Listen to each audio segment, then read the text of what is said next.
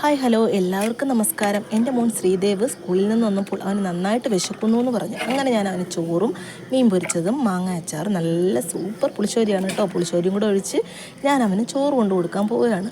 ഭയങ്കര വിശപ്പെന്നാണ് പറഞ്ഞത്. ഇനി എന്തായാലും ബാക്കി അവൻ പറഞ്ഞു എല്ലാം തിന്നണം കേട്ടോ. തിന്നോ തിന്നോ.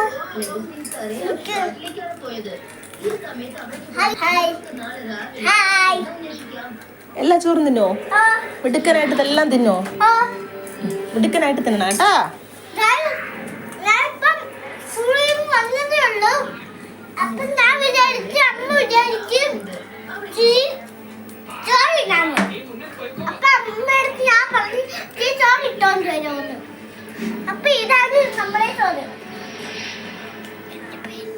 പുളിശ്ശേരി മാങ്ങാച്ചാറും മീനും.